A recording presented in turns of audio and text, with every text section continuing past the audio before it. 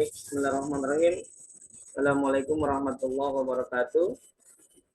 Waalaikumsalam warahmatullahi wabarakatuh, Pak. Halo, Om Swastiastu, Namo Buddhaya, salam kebajikan, selamat sore buat rekan-rekan sekalian. Kalau puji bagi Allah, dalam kesempatan yang begitu banyak, kita mau bersyukur, yang kita dapat yang tidak terukur, agar kita menjadi hamba senantiasa bersyukur. Untain mutiara selawat, dan tawakal kepada pemberi syafaat, untuk menjadi kiamat Nabi Muhammad SAW, dalam bulan Nabi Muhammad. Kita dalam kesempatan yang berbahagia, bila pada hari ini kita melaksanakan perkuliahan ilmu alam dasar untuk yang pertama kali ya. Kemarin sejatinya saya sudah memulai perkuliahan, tapi ternyata saya dapat informasi masih simpang siur. Ada yang bilang dimulai dari kemarin, tapi di tanggal learning pro malah tanggal 30. Wah, akhirnya karena memang selalu bertambah. Ini saya lihat yang perkuliahan ini dari 20 bertambah 23, sekarang bertambah 25. Tapi ini yang baru aktif baru 5 orang. Tapi buat saya nggak masalah. Kita boleh membaca doa yang muslim kisahnya surah Fatihah, dan yang silakan masing-masing silakan percayaannya. Mudah-mudahan ini bermanfaat. Alhamdulillah, alhamdulillah.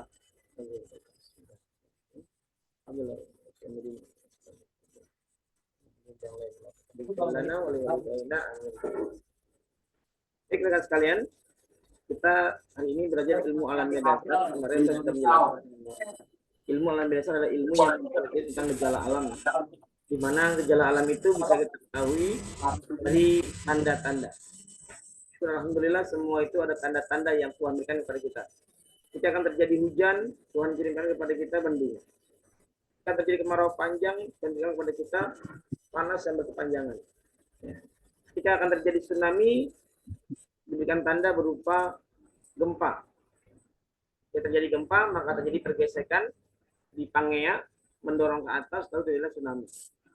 Ketika terjadi Gunung Merapi meletus, maka akan terjadi erupsi dulu, erupsi Gunung Merapi. Bahkan ditandai juga dengan gejala alam, di mana hewan-hewan yang tinggal di atas gunung itu, yang nggak pernah kelihatan manusia, akan turun. Saya dapat cerita dari saudara saya, dia tinggal di Gunung Galunggung, ketika itu akan meletus tahun 1984, dan dahsyat itu luar biasa. Nah, itu hewan-hewan gunung tuh nggak pernah kelihatan turun semua. Nah, ini tugas ilmu alam dasar mengaji dan mengkaji gejala-gejala seperti itu. Lebih jelasnya, saya akan share.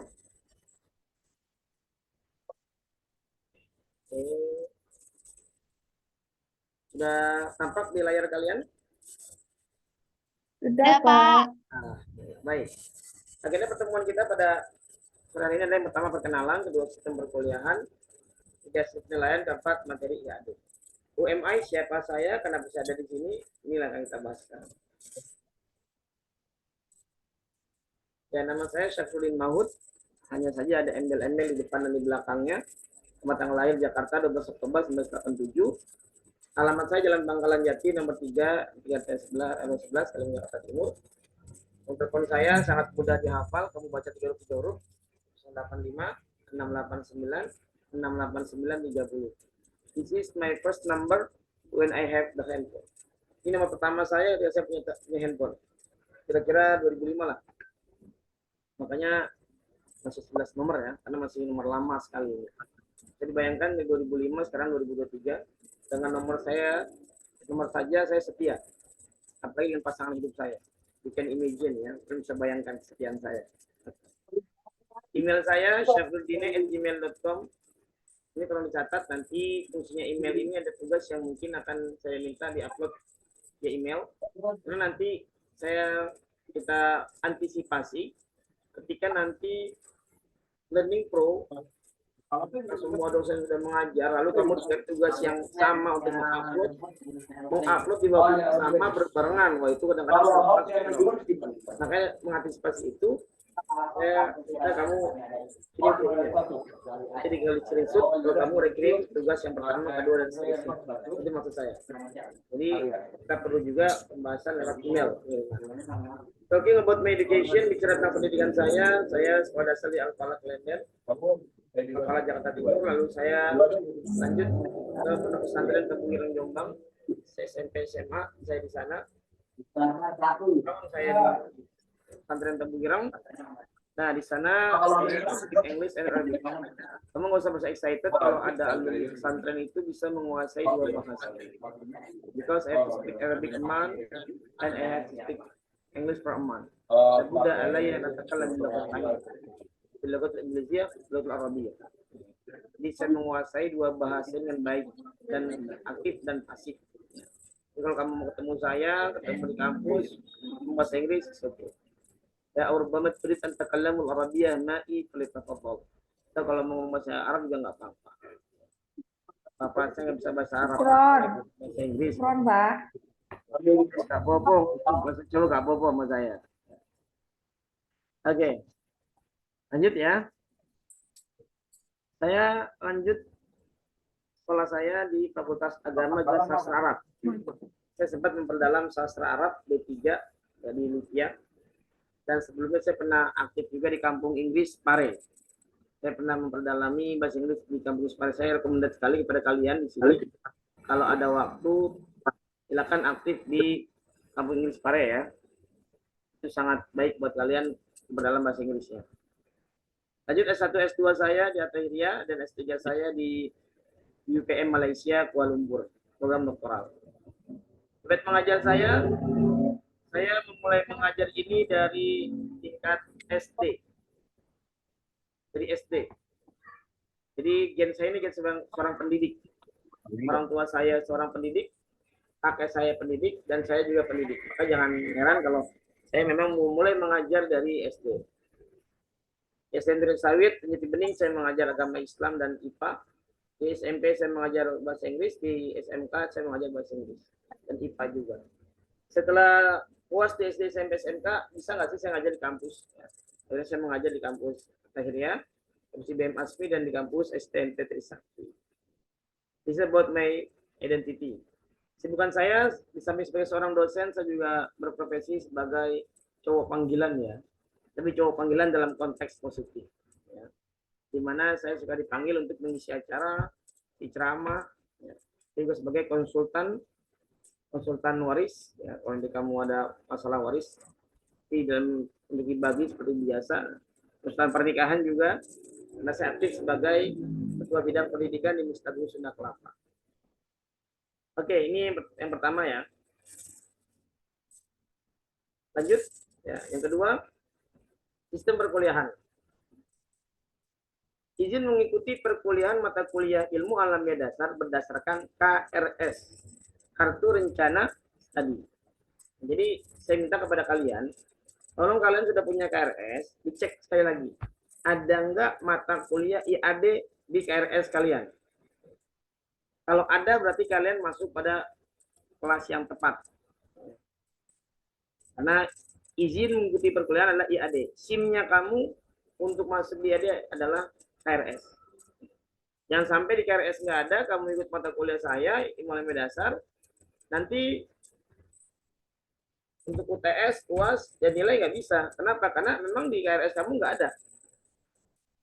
Jadi tolong diperiksa sekali lagi, kalau sudah fix, sudah benar, maka kamu masuk pada kelas yang tepat. Nah, KRS ini, kartu rencana studi, nanti ada terusannya. Kalau tertera di KRS 8 mata kuliah, maka nanti saat UTS, UAS akan ada namanya KPU. Apa itu KPU? Kartu peserta ujian. Kalau KRS-nya ada 8 mata kuliah, maka KPU-nya 8 mata kuliah juga. Jadi KPU ini, kartu peserta ujian UTS UAS akan menghasilkan KHS, kartu hasil studi. Nah, KHS ini hasil dari pembelajaran kamu. Jadi KRS-nya 8, KPU-nya 8, KHS-nya 8. Ini semua harus sinkron. Kalau KRS-nya 8, KHS-nya 10, nah ini kampus akan kena penalti. Ada apa ini kok mahasiswa KRS-nya 8 tapi kartu rencana studi 8, kartu hasil studinya ada 10. Nah, itu bisa fatal kamu sini. Dan memang tugasnya ini fungsi dari KRS KPU KHS ini untuk mencegah mahasiswa siluman. Sekali lagi, untuk mencegah mahasiswa siluman. Ya, nggak pernah kuliah, nggak pernah tahu-tahu sudahnya ada. Nah, ini untuk mencegahnya di sini. Karena kamu mungkin pernah dengar beberapa kampus yang di bendek ya, yang ditutup. Ya ini karena kuliahnya mahasiswa cuma 40 tapi sudah 400. Nah, ini dicegah dengan KRS ini. Jadi kalau kamu udah ada di KRS-nya sudah fix ya. Lanjut. Ilmu alam dasar merupakan MKDU, mata kuliah dasar umum. MKDU itu umumnya pasti ramai karena gabungan dari beberapa jurusan. Nanti kemudian MTL, ada yang manajemen, ada yang akuntansi, digabung semua di MKDU. Umumnya 1, 2, 3 itu pasti masih MKDU. Pancasila, ilmu dasar, pendidikan agama, ini semuanya MKDU, maka banyak mahasiswanya. Nanti kalau kamu udah semester 45, ya, 3, 4, 5 ini udah MKDK, mata kuliah dasar khusus. Dipecah tuh, ya ada dipecah. Nanti semester 6, 7, 8 namanya MKK, mata kuliah keahlian. Kamu yang di MTL fokus ke transportasi laut, kamu yang di manajemen ya akuntansi dan seterusnya. Kita jangan kira nanti kamu kalau di semester atas cuma 3 orang, cuma 2 orang, ya karena memang menyesuaikan dengan jurusannya masing-masing. Baik. Next. Sampai sini apakah ada pertanyaan untuk perkuliahan? Jelas, Pak. Belum ada? Oke. Lanjut ya. Jelas, Pak. Sistem penilaian. Kuliah dimanapun kamu belajar, di perguruan tinggi manapun, apakah baik yang high class, ya, yang terbaik, the highest sampai the lowest, pasti ada 4 poin yang akan kita bahas. Pasti itu. Ada 4 poin. Yang pertama adalah absensi. Absensi punya nilai 10%. Yang kedua tugas. Tugas punya nilai 20%, 3 UTS 30%, 4 UAS 40%. Untuk absensi karena kita memang di sini online, ya. Jadi kita nanti online dan juga absensi ini dengan 2 cara ya. Kamu ikut perkuliahan online dan juga kamu mengupload nilai atau mengupload tugas. Mengupload tugas yang diberikan di Learning Pro. Jadi kamu upload, nah itu otomatis kamu terdata di situ. Jadi saya minta tolong sama kalian dan nanti tolong dibuatkan waktu untuk mengupload. Teman pertama ini saya lihat sudah banyak yang mengupload. Jadi temannya sudah banyak yang hadir ini ya. Yang kedua tugas. Nah tugas ini terbagi menjadi 2. Tugas individu, ada tugas kelompok. Tugas individu di sini nanti sudah barang tentu kalian harus meresum ya, membuat rangkuman. Membuat rangkuman dikirim, itu tugas individunya. Tugas kelompoknya presentasi. Nah, nanti saya minta satu kelompok 2 orang karena ini ada kurang lebih 23 ya. Jadi 2 orang itu nanti ada materi PIAD, tolong nanti kamu pilih. Nah, nanti yang bertugas silakan untuk dipresentasikan. Nah, yang bertugas silakan dipresentasikan. Jadi seperti itu konsepnya. Oke, jadi tugasnya sudah jelas ya. Tugas individu dan tugas kelompok. 3 UTS 30% dan UAS 40%. Ya, nanti kita akan UTS dalam keadaan online ya. Online UTS-nya. Baik. Next. Ini pokok bahasan kita. Ini kok mohon izin ini. Kok sudah ada nama-namanya ini. Istani. Oh iya. Anissa, Novayanti, Umam. Wah, ini sepertinya saya lupa ini. Ya, baik, mohon maaf. Ini di kelas sebelah ya. Inilah materi yang akan kita bahas selama 6 bulan ke depan. 16 pertemuan yang akan datang. Yang pertama, kita akan bahas pengertian ilmu alamnya dasar, ruang lingkup, dan kegunaannya. Ini masih menjadi tanggung jawab saya, TM tatap muka. Ini menjadi tanggung jawab saya. Pengertian ilmu alamnya dasar, ruang lingkup, dan kegunaannya. Yang kedua, perkembangan alam pikiran manusia. Ini saya mohon maaf, ini belum saya edit. Ya. TM1, TM2, ini masih menjadi tanggung jawab saya sebagai dosen. Saya lagi, TM1, TM2, tanggung jawab saya untuk presentasi kepada kalian. Ya. Tapi nanti untuk TM ketiga, ya, perbedaan kajian IAD dan IPA serta keunggulannya, ini sudah menjadi tugas kalian. Nanti saya minta untuk satu kelompok 2 orang, silakan dipilih untuk menulis namanya, ya, sehingga nanti yang bertugas kita tinggal melihat data di sini. Oh, hari ini bertugas Pulan. Di sini Eka Putri Rajali dengan Istani ya. Jadi saya minta satu kelompok 2 orang aja. Jadi TM sistem 2, satu ini dan satu yang akan datang masih menjadi tanggung jawab saya. Kamu tidak perlu untuk membuat makalah, tapi untuk meresum nanti kan saya akan kirimkan materinya via PowerPoint. Silakan kamu rangkum di situ. Next. Nah, TM4 kita akan membahas mitos dan ketidakpuasan pikiran manusia. Mitos di sini nanti kita akan membahas ya beberapa hal yang memang menjadi pameo di masyarakat. Mungkin kamu pernah mendengar ya ajaran orang tua kita dulu. Kalau anak perempuan itu kalau nyapu itu harus bersih, jangan sampai ada debu. Karena kalau nyapunya nggak bersih, nanti yang perempuan akan dapat suami bewokan katanya. Saya berpikir kalau yang nyapu, kalau kata orang tua itu yang nyapu adalah saya laki-laki, terus nyapunya nggak bersih, masa dapat istri bewokan kan nggak mungkin gitu ya. Ini kan mitos ya, mitos nanti akan kita bahas itu. Ya, jangan makan atau duduk di depan pintu, nanti dilamar urung katanya, dilamar nggak jadi. Padahal apa ngalingin jalan itu kan. Ini kan mitos, tapi kita akan bahas nanti di sana. Ya seperti apa mitosnya. Ini metode ilmiah. Ya, kita akan bahas metode ilmiah juga nanti ya. Kita berusaha melihat sesuatu itu dari sudut pandang ilmiah, bukan dari sudut pandang yang lain. Contoh, ketika kamu sakit perut, ya, anggaplah Mas Dimas Anggoro sakit perut. Wah, sudut pandang apa nih yang mau digunakan? Oh, yang digunakan rupanya sudut pandang kedokteran. Oh, rupanya Mas Dimas Anggoro ini salah makan. Ya, makannya mungkin enggak diatur, terus makannya jajan sembarangan, makanya sakit perut. Di sudut pandang metafisika agama, ya Mas Anggoro ini lagi disantet, diguna-guna. Wah, kayak itu. Nanti metode ilmiah kita membahas ke sana. Termasuk juga nanti bagaimana metode kamu mendapatkan ilmu pengetahuan dengan cara ilmiah, termasuk juga karya ilmiah yang akan kamu bikin. Jadi nanti kan kamu akan bikin yang namanya karya ilmiah ya, apalagi kamu sudah sebelumnya ada background di UNJ, di Universitas Samratulangi, Unsram, ada yang di Trisakti. Ya. Nah ini nanti kita akan bahas dari ilmiah tujuannya untuk sana. Ini keenam, kita akan membahas alam semesta dan tata surya. Ternyata ada dunia kita itu ada makrokosmos, di mana bumi ini hanya bagian kecil dari tata surya. Dengan di galaksi Bima Sakti, di luar lagi masih ada galaksi-galaksi yang lain. Ya.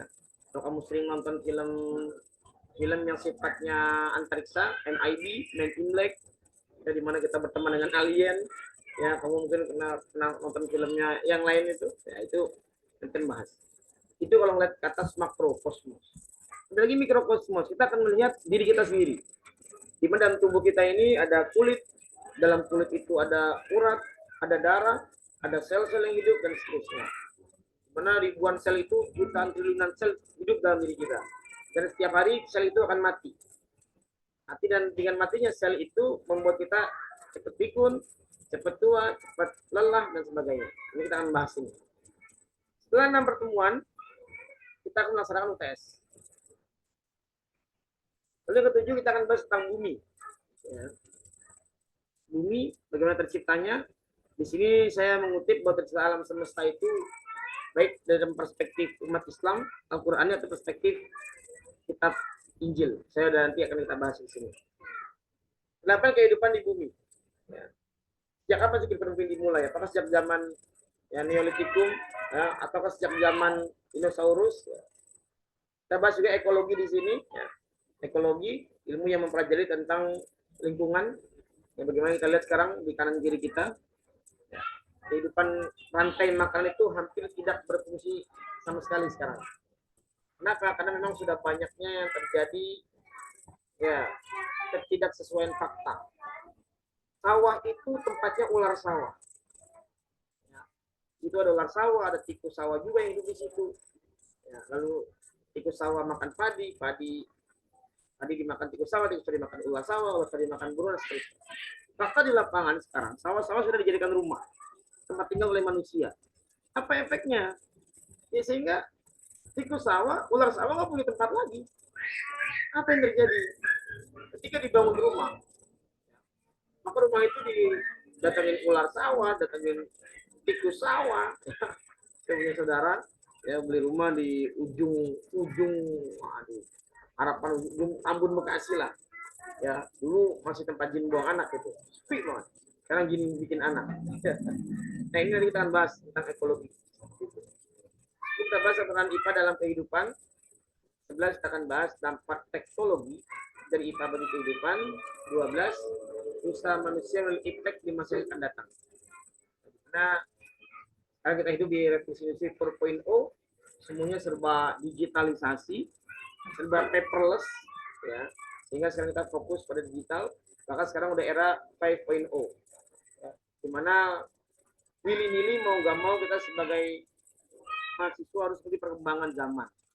Ya, dulu siapa yang sangka bahwa usaha Telkom, warnet, wartel ya, warung Telkom, di mana orang telepon pakai telepon kabel itu akan hancur, kita nggak tahu.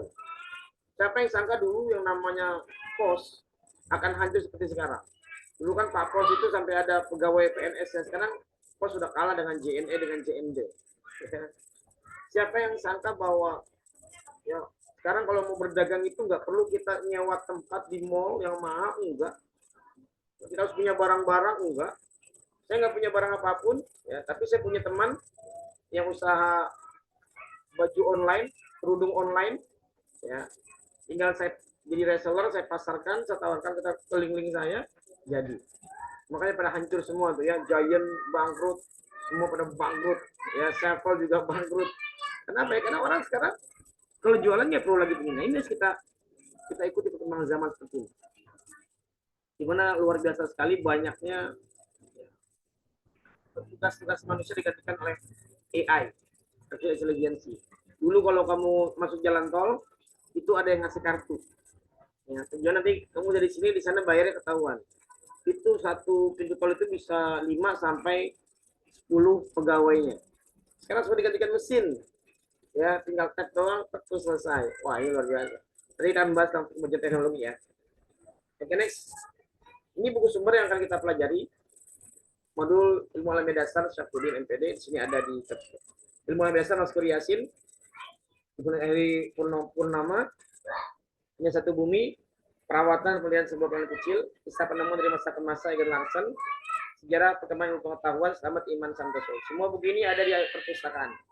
Nanti kalau kamu bikin makalah, bikin resume, ya silakan dari ini buku sumbernya. Tapi kalau kamu punya buku yang lain, silakan, nggak apa-apa. Yang sesuai dengan ini.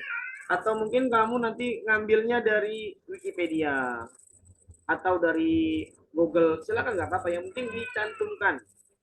Ingat, kalau satu karya ilmiah itu harus mencantumkan referensi. Harus mencantumkan referensinya. Ya, nggak bisa kamu sebagai karya ilmiah nggak mencantumkan referensi itu nol besar. Ya. Kenapa? Karena memang harus ada referensinya. Statement ini dari mana saya ambil? Misalnya saya mengambil statement dari filosof Yunani yang mengatakan there is no something new under the sun. Nggak ada yang baru di bawah sinar matahari. Itu semuanya udah barang second semua di bawah sinar matahari itu. Ya, ini dari mana saya ambil? Dari filosof Yunani Aristoteles. Nah itu. Nanti kamu sebagai mahasiswa yang berusaha ya menjadi ilmiah, maka harus mencantumkan referensinya. Jadi saya kasih, kalau nanti ngambil di Google silakan dicantumkan referensinya. Oke.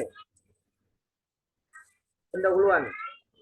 Tujuan mempelajari mata kuliah ilmu alamiah dasar agar mahasiswa dapat memahami konsep-konsep dasar dan ilmu alamiah dalam rangka meningkatkan proses berpikir dan mempertajam daya nalar untuk diaplikasikan dalam kehidupan pribadi, masyarakat, maupun di perusahaan yang sesuai dengan sistem kondisi. Ya, jadi kita harus bisa ikra, membaca. Membaca apa? Membaca alam semesta. Yang membaca alam semesta, membaca gejala alam, membaca watak teman-teman kamu di kampus, watak teman-teman kamu di kantor, membaca watak dosen kamu itu seperti apa, ya. Itu ikra, baca. Nah, ini ilmu alam dasar nanti ke sana arahnya. Nah, wah, ini dosen ini rupanya serius, strength. Kita nggak boleh bercanda. Oh, dosen ini santuy orangnya, suka bercanda, murah senyum. Nah, itu tugas kamu tuh untuk bisa meningkatkan proses berpikir dan mempertajam daya nalar di situ. Nah, ilmu alamiah disebut juga ilmu pengetahuan alam atau ilmu kealaman, disebut dengan natural science. Ya, science bacanya science. Ilmu alamiah merupakan ilmu pengetahuan yang mengkaji gejala-gejala dalam alam semesta. Tadi saya jelaskan. Gimana sekarang sudah jam 17.58 berarti matahari sudah terbenam. Ini bukan waktu maghrib. Ya, nanti ketika ufuk jam 4 itu matahari sudah mulai tampak, itu sudah subuh. Kalau matahari sedang panas-panasnya, ya di zuhur jam 12. Nah itu kan kita baca gejala alam. Ilmu alam dasar disebut juga basic natural science, ya, yang telah ada tahun 1972, di mana satu masih disebut dengan general science atau ilmu umum. Sifatnya hanya mengkaji konsep-konsep dan prinsip-prinsip dasar yang esensial saja dari ilmu alam yang begitu luas. Jadi kita nggak bisa membahas secara keseluruhan, tapi kita hanya bisa membahas titik dari ilmu Tuhan yang Maha Kuasa. Ya. Makanya jangan heran ketika saya dulu jadi mahasiswa, saya itu aktif di Mapala, mahasiswa pecinta alam. Yang hobinya itu 3. Hiking, naik gunung, 2 caving, ke gua, susur gua, 3 susur pantai. Saya dulu untuk naik gunung ini luar biasa ya, karena saya temukan saya naik gunung gede, ya di Jawa Barat, saya di Gunung Cerme, saya di Cirebon, saya ke Triple S, Sindoro Sumbing Selamat, saya juga ke Semeru, Arjuno, Argopuro, bahkan saya juga sampai ke Gunung Agung di Bali, sampai ke Rinjani.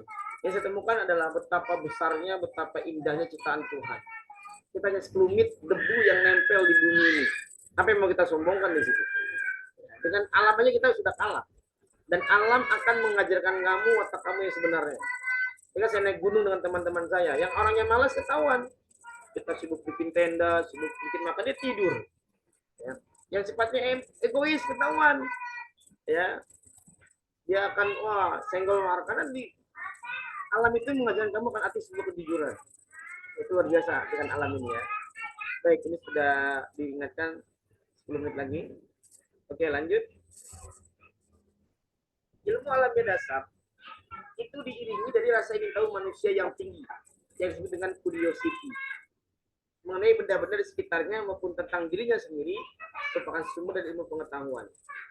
Hebatnya manusia itu dikasih akal pikiran, sehingga apa? Manusia selalu ingin lebih tahu dan ingin lebih baik dari kehidupan sebelumnya. Ingat, sebelumnya manusia itu adalah nomaden, bangsa nomaden, pindah-pindah tempat yang lain. Kayaknya bikin rumah di atas gunung, ya, bikin lubang-lubang di gunung, dia masuk di dalamnya, bikin rumah pohon, bikin rumah induk dan sebagainya. Tapi lama-lama saya pikir, masa kita hidup pindah-pindah terus sih? Bisa langsung kita tinggal di satu tempat aja, bangun rumah, akhirnya kan dibangunlah rumah yang permanen dari batu zaman Princeton, ya, megalithicum dan segala macamnya. Nah, tapi kalau kamu perhatikan, ya, yang namanya rumah lebah dari dulu ya segitu, lebah bikinnya bulat di atas pohon, cemadu ya jadi dulu sampai sekarang begitu-begitu aja, nggak akan ada perubahan. Ini manusia dari nomaden pindah-pindah, tinggal rumahnya di atas gunung, lalu itu karena ada ada rasa curiosity. Bahkan sekarang ada rusun kan, rumah susun, ada apartemen tingkat ke atas 40, karena sekarang harga tanah mahal di Jakarta, nggak bisa ke kanan ke kiri, kita ke atas. Nah ini seperti itu konsepnya. Hewan juga memiliki rasa ingin tahu yang tinggi, hanya sebatas untuk mempertahankan kelestarian hidup. Hewan punya curiosity, iya, tapi sebatas untuk melestarikan bisnisnya saja. Jadi dulu ya semut bikin rumah ya gitu di lubang, di tanah, nggak ada tuh semut bikin rumahnya ya di tanah lapang, terus dia bikin bertingkat, lalu ada liftnya, nggak ada. Ya, jadi dia begitu aja. Ya, kenapa? Karena memang menurut Asimov, hewan itu disebut idle curiosity, ingin tahuan yang tetap. Jadi ya sudah, dikasihnya hal begitu, bikin rumahnya begitu, begitu aja. Ya nggak ada. Ya, burung dari dulu ya bikin sangkar di atas pohon agar tidak dijamah oleh manusia, nggak ada binatang buas seperti itu. Tapi kalau manusia disebut dengan oleh Asimov curiosity not idle, ya, rasa ingin tahu yang tidak tetap, tapi ingin berkembang dalam manusia. Dulu kita punya alat telekomunikasi itu dari kaleng, ditarik pakai benang, halo gitu kan. Lalu muncullah handphone yang pertama, telepon pertama oleh Alexander Graham Bell, di mana cuma ada gagang telepon satu sama nomornya itu satu, jadi kotaknya gede. Pencetnya itu kalau misalnya 086 gitu ya, jadi pencetnya itu 8 kali. Ya, kosong cuma didiemin. 8 pencetnya 8, 1, 2, 3, 4, 5, 6, 7, 8. Karena cuma satu kotaknya. Berarti 3 detik, lanjut 6, 1, 2, 3, 4, 5, 6. Jadi bayangkan untuk pencet 0856 aja itu butuh berapa detik gitu. Ya. Ada berkembang lagi, muncullah telepon rumah yang ada gagangnya, lalu ada nomor-nomornya. Nomornya ada yang kotak, ada yang diputar begitu. Timbul lagi era perkembangan zaman, ya nggak perlu lagi pakai kabel, tapi udah pakai handphone, tapi gede handphonenya, kayak sepatu, kayak buat ganjel pindu. Ya, setelah itu makin sekarang makin sini handphonenya makin kecil, makin tipis, makin tipis, makin tipis. Maka sekarang ada handphone yang di jam tangan dan seterusnya. Ya, inilah kemajuan zaman, ya. Karena manusia itu selalu ingin lebih baik. Oke, di sini saya sedikit mengutip proses di alam semesta menurut Al-Quran ya. Ini ada di surat As-Sajdah ayat 4. Allah lah yang telah menciptakan langit dan bumi dan segala yang ada di antara keduanya dalam waktu 6 hari. Jadi dalam mitologi umat Islam, Allah SWT menciptakan waktu itu selama 6 hari. Ternyata hal ini sama persis dengan yang ada di kitab Injil atau Bible. Proses penciptaan semesta dia dalam kitab Bible. Di kitab Kejadian disebutkan bahwa alam semesta diciptakan dalam 6 hari. Atau dikatakan 6 kali 24 jam. Bahkan diperkuat dengan keterangan yang lain.